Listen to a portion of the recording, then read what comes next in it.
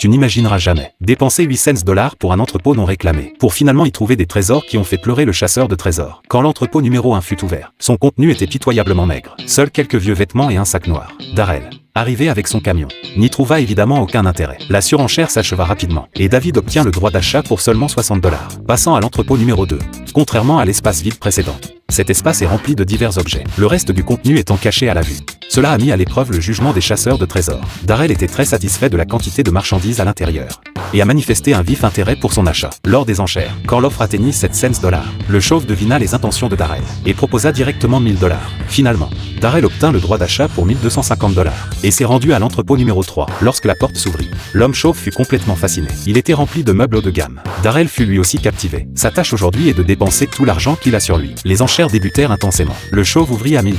Avec les surenchères de Darrell et David, le prix dépassa rapidement 2000 $.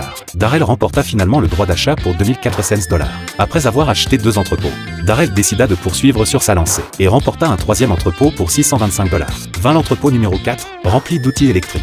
David et le chauve y voyaient un bon potentiel de profit, mais Barry remarqua un sac militaire, devant un contenu peut-être plus précieux que les outils. Pendant les enchères, quand Barry et le chauve firent monter les prix à 650 $, David vint semer le trouble avec un sourire malicieux. Barry, à bout de souffle, dut finalement payer 8 cents $ pour l'obtenir. Pendant ce temps, David se demanda si l'entrepôt à 60 $ cachait un trésor. La réponse était clairement non. Il ne contenait qu'un tas de vêtements usés. La journée s'annonçait perdante. Darrell, lui, avait dépensé 4275 $ pour 3 entrepôts. Il était temps de chercher les trésors. Un réfrigérateur, des casiers, des clubs de golf, 2 grands canapés. Ils trouvèrent même des munitions pour pistolets mitrailleurs, espérant découvrir l'arme correspondante, mais ne dénichèrent qu'une pipe en laiton. Seule une expertise révélerait sa valeur. Pendant ce temps, Barry était également à la recherche d'un trésor. En l'ouvrant, il a découvert qu'il était rempli de vieux vêtements. À ce moment-là, la tension artérielle de Barry a commencé à monter. Après tout, il avait dépensé 8 cents $. Les déchets empilés couvraient le sol. Barry a ensuite pris la boîte à outils pour trouver des acheteurs.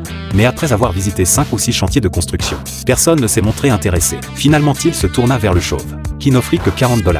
Barry venait de recevoir une leçon coûteuse. 800 $ investis, 760 $ perdus. Pendant ce temps, Darrell montra la pipe en laiton à un expert. Il s'agissait en réalité d'une aide auditive de 1910, d'une valeur d'environ 350 $.